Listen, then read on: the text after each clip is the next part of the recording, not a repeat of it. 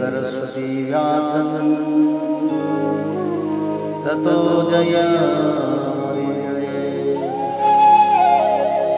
मूकं करोति वाचालं पंगुलंघयते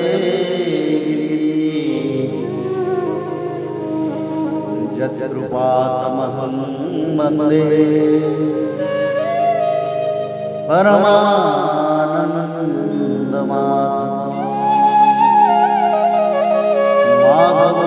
माधवो वाक्यं माधवो हरि परन्ते साधवा नित्यं सकलकार्येषु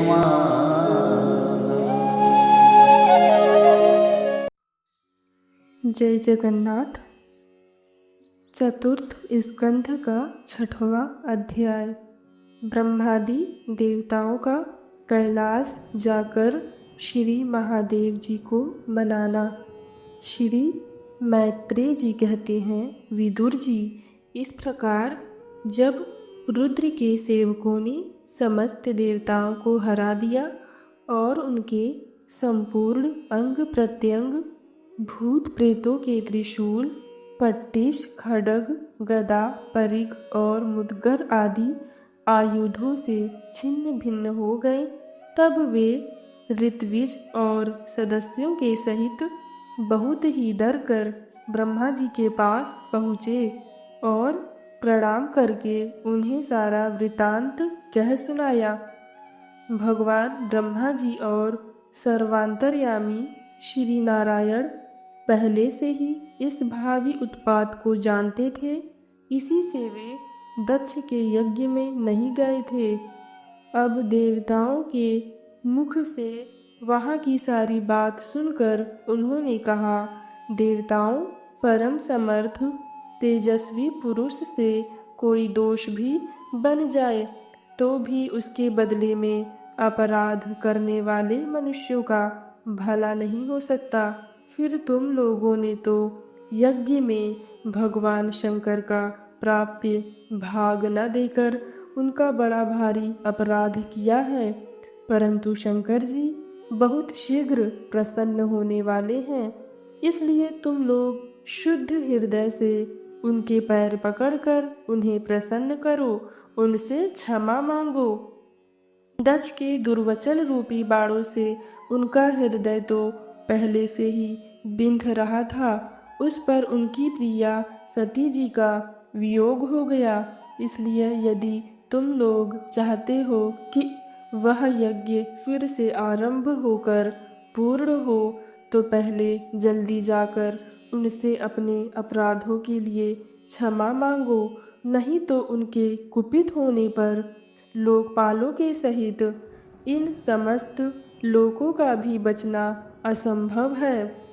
भगवान रुद्र परम स्वतंत्र हैं, उनके तत्व और शक्ति सामर्थ्य को ना तो कोई ऋषि मुनि, देवता और यज्ञ स्वरूप देवराज इंद्र ही जानते हैं और ना स्वयं मैं ही जानता हूँ, फिर दूसरों की तो बात ही क्या है।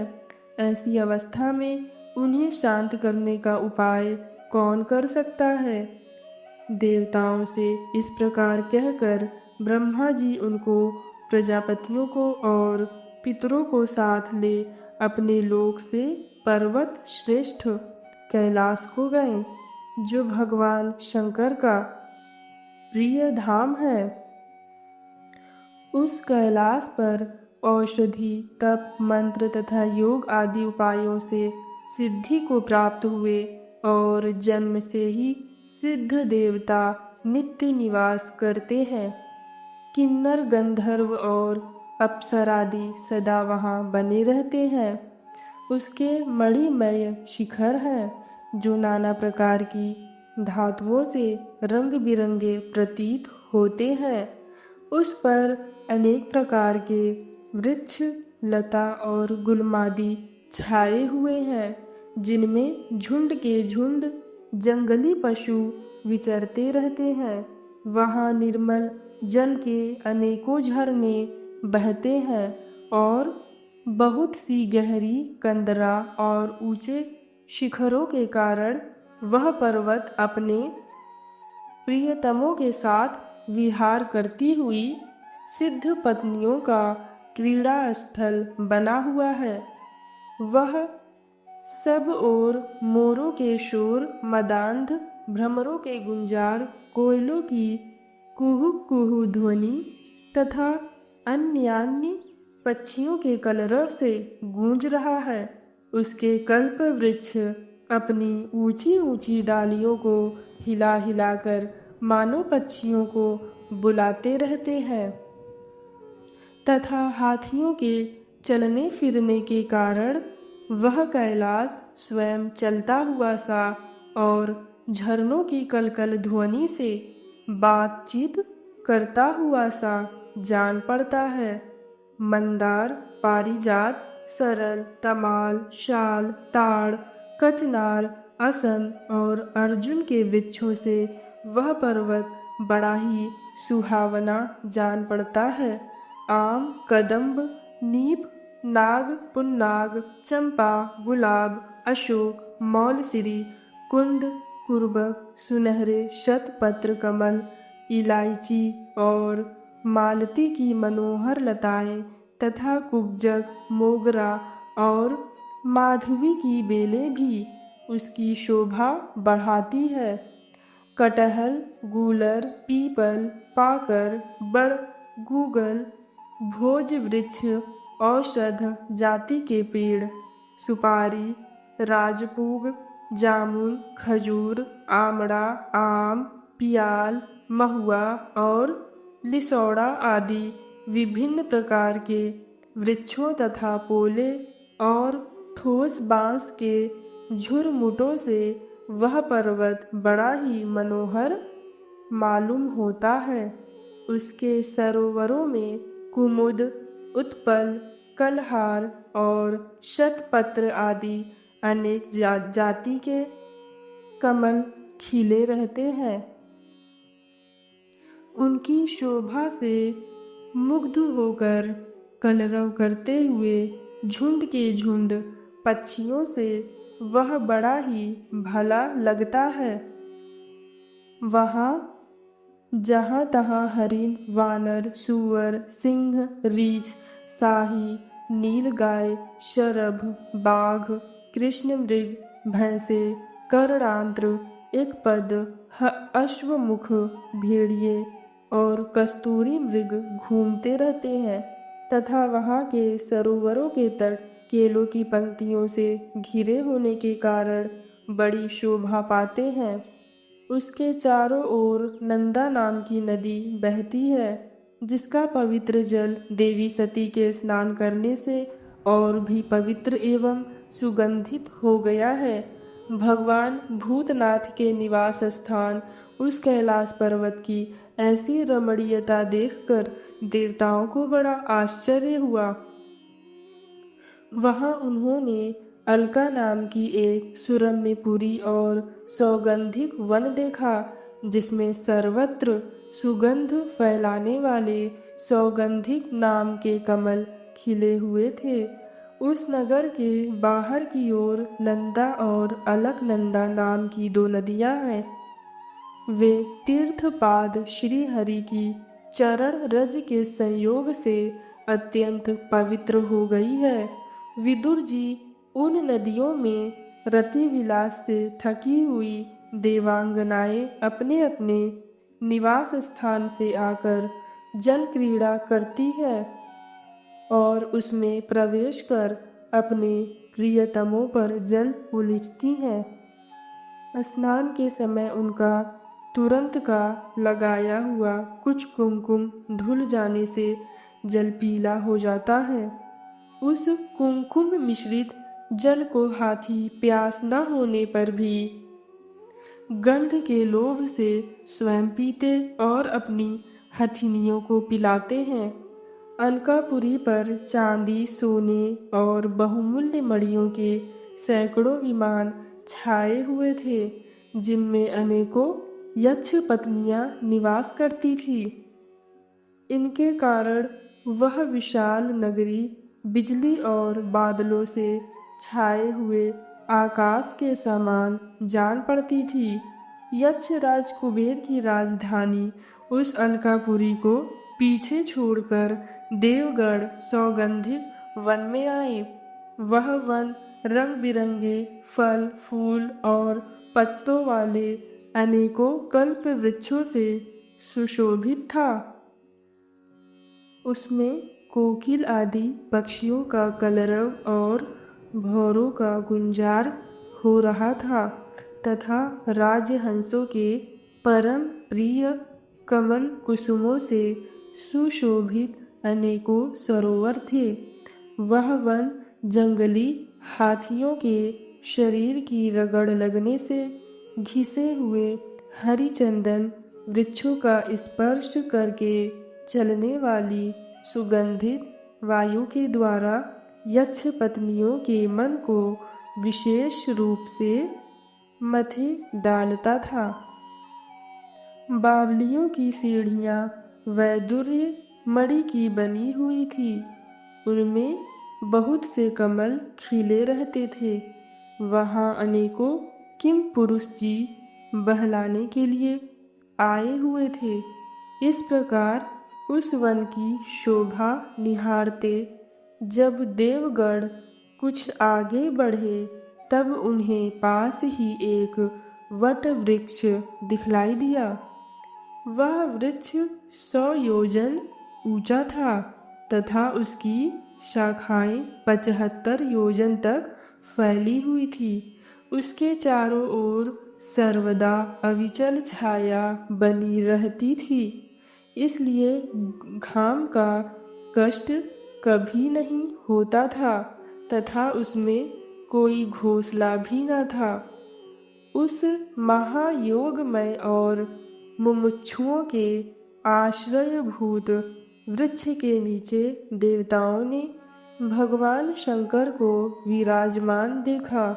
वे साक्षात क्रोधहीन काल के समान जान पड़ते थे। भगवान भूतनाथ का श्री अंग बड़ा ही शांत था।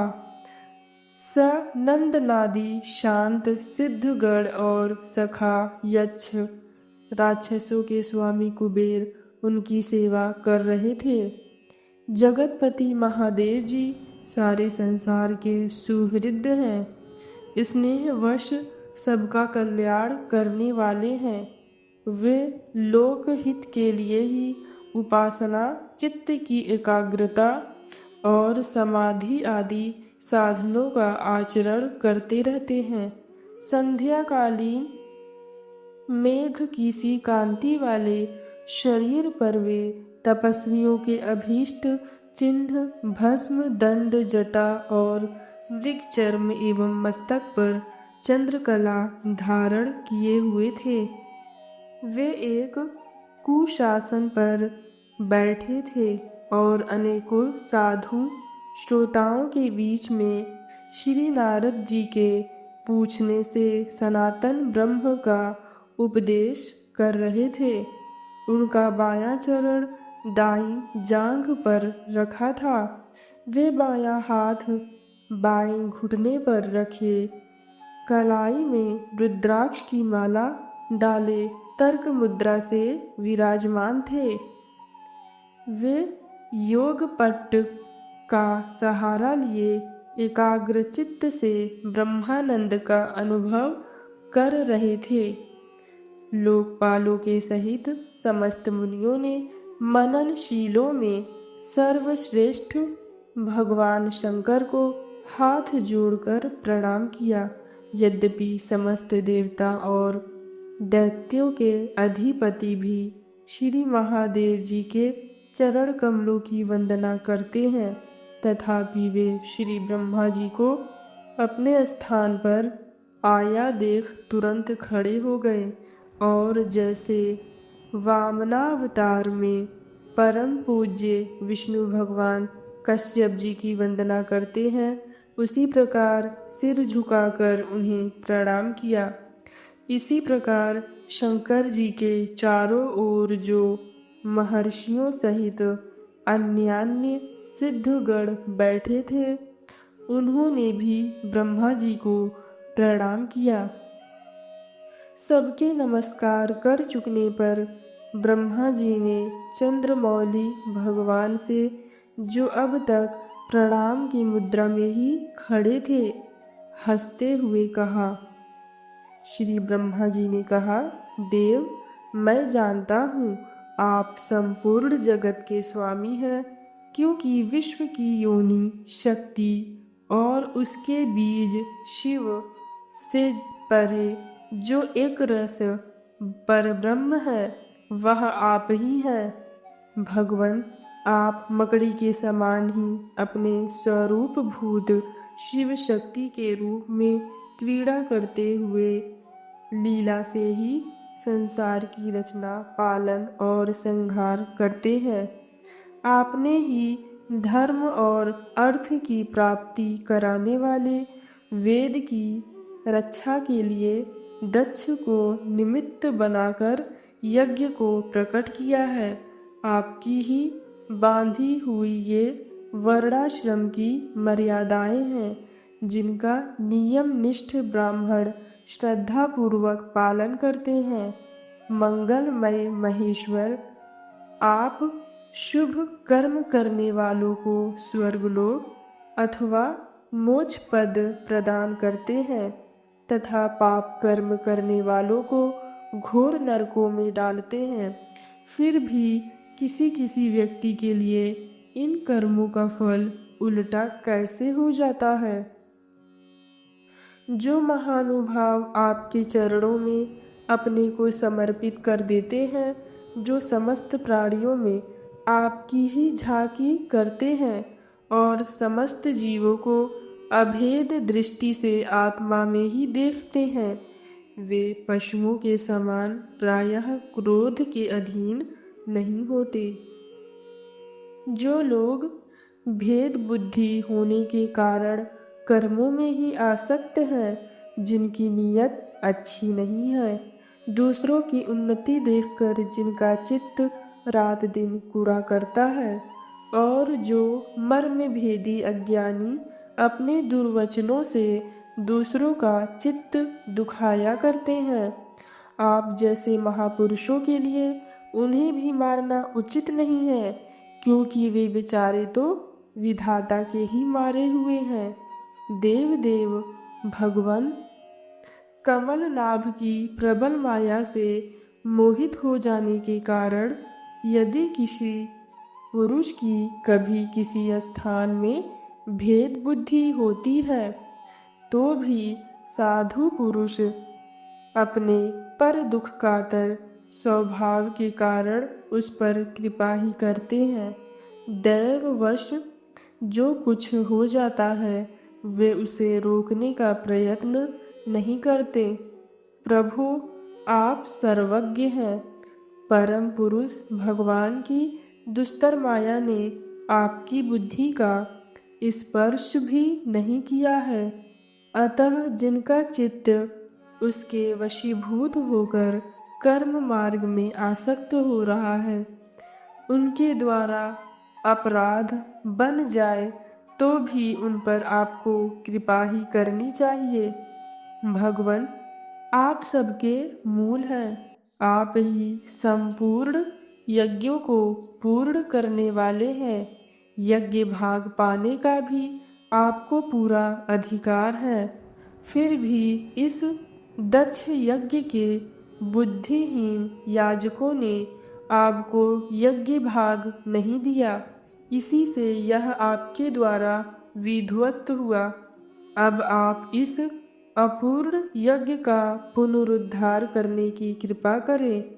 प्रभु, ऐसा कीजिए जिससे यजमान दक्ष फिर जी उठे, भग देवता को नेत्र मिल जाए, भृगु जी के दाढ़ी मूछ आ जाए और पूषा के पहले के ही समान दांत निकल आए। रुद्रदेव अस्त्र शस्त्र और पत्थरों की बौछार से जिन देवता और ऋत्विजों के अंग प्रत्यंग घायल हो गए हैं, आपकी कृपा से वे फिर ठीक हो जाए। यज्ञ संपूर्ण होने पर जो कुछ शेष रहे वह सब आपका भाग होगा। यज्ञ विध्वंसक, आज यह यज्ञ आपके ही भाग से पूर्ण हो।